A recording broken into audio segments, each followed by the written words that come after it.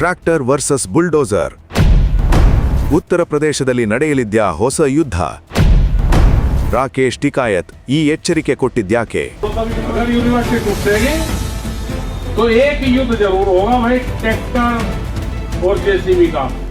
ಕೇಳಿದ್ರಲ್ಲ ರೈತ ನಾಯಕ ರಾಕೇಶ್ ಟಿಕಾಯತ್ ಮಾತನ್ನ. ಉತ್ತರ ಪ್ರದೇಶದಲ್ಲಿ ಒಂದು ಯುದ್ಧವೇ ಆಗುತ್ತೆ ಅಂಟಿದ್ದಾರೆ. ಅದು ಎಂಥ ಯುದ್ಧ? Tractor versus bulldozer. ಇದೆಂಥ ಯುದ್ಧ? ರಾಕೇಶ್ ಟಿಕಾಯತ್ ಈ ಮಾತು ಹೇಳಿದ್ಯಾಕೆ? ಇಲ್ಲಿದೆ ಡೀಟೇಲ್ಸ್.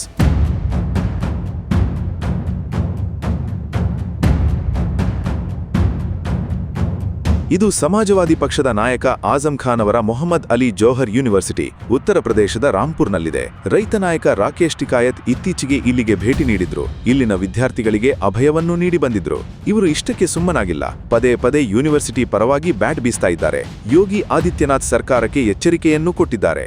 ಈ ಯೂನಿವರ್ಸಿಟಿ ಆವರಣದಲ್ಲಿರುವ ಕಟ್ಟಡಗಳೇನಾದರೂ ಉರುಳಿದರೆ ರಾಜ್ಯದ ರೈತರು ಟ್ರ್ಯಾಕ್ಟರ್ ಅಡ್ಡ ನಿಲ್ಲಿಸಿ ಉತ್ತರ ಪ್ರದೇಶಕ್ಕೆ ಹೊರಗಿನಿಂದ 1 ಲೀಟರ್ ತೈಲವೂ ಬರದಂತೆ ಮಾಡುತ್ತೇವೆ ಅನ್ನೋ ಬೆದರಿಕೆ ಹಾಕಿದ್ದಾರೆ. ಅಷ್ಟೇ ಅಲ್ಲ, ಒಂದು ವೇಳೆ ಯೋಗಿ ಆದಿತ್ಯನಾಥ್ ಸರ್ಕಾರ ಈ ಕಟ್ಟಡಗಳ ಮೇಲೆ ಜೆಸಿಬಿ ಹತ್ತಿಸಲು ಮುಂದಾದರೆ ರಾಜ್ಯದಲ್ಲಿ ಟ್ರ್ಯಾಕ್ಟರ್ ಮತ್ತು ಬುಲ್ಡೋಸರ್ ನಡುವೆ ಯುದ್ಧವೇ ನಡೆಯಲಿದೆ ಅಂತ ಬ್ಲ್ಯಾಕ್ ಮೇಲ್ ಕೂಡ ಮಾಡಿದ್ದಾರೆ.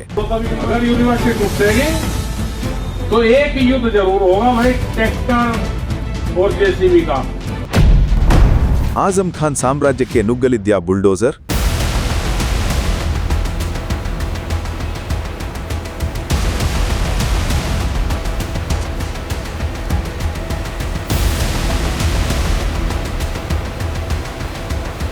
ರಾಕೇಶ್ ಟಿಕಾಯತ್ ಹೇಳಿಕೆಗೆ ಬಲವಾದ ಕಾರಣ ಇದೆ. ಮೊಹಮ್ಮದ್ ಅಲಿ ಜೌಹರ್ ವಿಶ್ವವಿದ್ಯಾಲಯಕ್ಕೆ ಯೋಗಿ ಸರ್ಕಾರದ ಬುಲ್ಡೋಸರ್ಗಳು ನುಗ್ಗಲಿವೆ ಎಂಬ ವರದಿಗಳ ಹಿನ್ನೆಲೆಯಲ್ಲಿ ಈಗ ರಾಕೇಶ್ ಆಜಂ ಖಾನ್ ಅವರ ಬೆಂಬಲಕ್ಕೆ ಧಾವಿಸಿದ್ದಾರೆ. ಇದಕ್ಕೆ ಕಾರಣವಾಗಿರುವುದು ಕ್ಯಾಂಪಸ್ಸಲ್ಲಿ ಕಟ್ಟಲಾಗಿರುವ ಅಕ್ರಮ ಕಟ್ಟಡಗಳು. ಇಲ್ಲಿರುವ 40 ಕಟ್ಟಡಗಳ ಪೈಕಿ 38 ಕಟ್ಟಡಗಳು ಅಕ್ರಮವೆಂದು ರಾಂಪುರ ಅಭಿವೃದ್ಧಿ ಪ್ರಾಧಿಕಾರ ಘೋಷಿಸಿದೆ.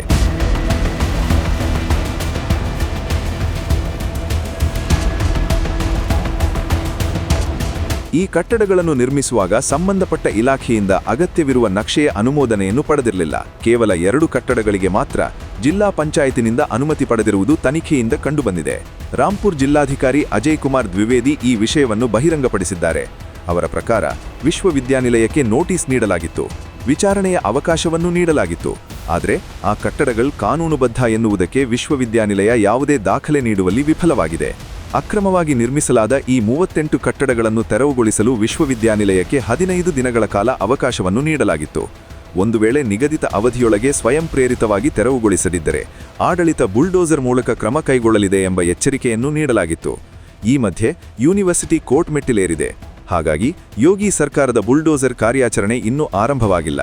ಅಷ್ಟೇ ಅಲ್ಲ, ಸರ್ಕಾರಿ ದುಡ್ಡಲ್ಲಿ ತಮ್ಮ ಯೂನಿವರ್ಸಿಟಿಗಾಗಿ ಒಂದು ಫ್ಲೈಓವರ್ ನಿರ್ಮಿಸಿಕೊಂಡ ಆರೋಪವೂ ಆಜಂ ಖಾನ್ ಮೇಲಿದೆ. ಸ್ಥಳೀಯ ರೈತರಿಂದ ಬಲವಂತವಾಗಿ ಜಮೀನು ಬರೆಸಿಕೊಂಡು ಈ ಫ್ಲೈಓವರ್ ನಿರ್ಮಿಸಲಾಗಿದೆ ಅಂತ ಸ್ಥಳೀಯರು ಆರೋಪಿಸಿದ್ದಾರೆ. ಹೆಸರಿಗೆ ಸರ್ಕಾರದ ಫ್ಲೈಓವರ್, ಆದರೆ ಇದು ಕೇವಲ ಯೂನಿವರ್ಸಿಟಿಗೆ ಓಡಾಡಲು ಅನುಕೂಲವಾಗುತ್ತದೆ ಹೊರತು ಬೇರಾರಿಗೂ ಇದರಿಂದ ನಯಪೈಸೆಯ ಪ್ರಯೋಜನವಿಲ್ಲ ಅನ್ನೋದು ನಾಗರಿಕರ ಆರೋಪ. ಆಜಂ ಖಾನ್ ವಿರುದ್ಧ ಮುಸ್ಲಿಂ ಮೌಲ್ವಿಯಿಂದಲೇ ಆರೋಪ. ಈ ಮಧ್ಯೆ ಆಲ್ ಇಂಡಿಯಾ ಮುಸ್ಲಿಂ ಜಮಾತ್ನ ಅಧ್ಯಕ್ಷ ಶಹಾಬುದ್ದೀನ್ ರಿಜ್ವಿ ಬರೇಲ್ವಿ ಕೂಡ ಆಜಂ ಖಾನ್ ಅವರ ಅಕ್ರಮ ಭೂಮಾಫಿಯಾ ವಿರುದ್ಧ ಧ್ವನಿ ಎತ್ತಿದ್ದರು. ಕೋಟ್ಯಾಂತರ ರೂಪಾಯಿ ಬೆಲೆ ಬಾಳುವ ವಕ್ ಆಸ್ತಿಯನ್ನು ಈತ ಲೂಟಿ ಹೊಡೆದಿದ್ದಾರೆ ಅಂತ ಆರೋಪಿಸಿದ್ದರು. आजम खान अल्पसंख्यक और वक्फ मंत्री रहे. फिर दूसरे कार्यकाल में 2 कार्यकाल में जुफर फारूकी ये आजम खान के चहीते बराबर वक्फ बोर्ड के चेयरमैन बने रहे और इनके दौर में खूब करप्शन का उरूज रहा.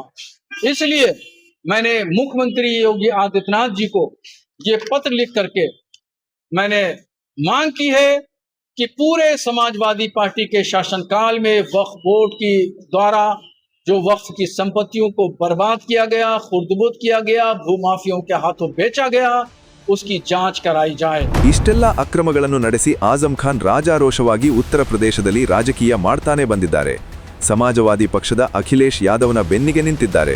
ಇದೀಗ ರಾಕೇಶ್ ಟಿಕಾಯತ್ ಕೂಡ ಇವರ ಬೆಂಬಲಕ್ಕೆ ನಿಂತಿದ್ದಾರೆ. ಜೊತೆಗೆ ಬುಲ್ಡೋಸರ್ಗೆ ಪ್ರತಿಯಾಗಿ ಟ್ರ್ಯಾಕ್ಟರ್ ಯುದ್ಧದ ಬೆದರಿಕೆಯನ್ನು ಒಡ್ಡುತ್ತಿದ್ದಾರೆ. ಈ ಸನ್ನಿವೇಶವನ್ನು ಯೋಗಿ ಆದಿತ್ಯನಾಥ್ ಹೇಗೆ ನಿರ್ವಹಿಸಲಿದ್ದಾರೆ ಅನ್ನೋದು ಈಗ ಕುತೂಹಲದ ವಿಷಯವಾಗಿದೆ.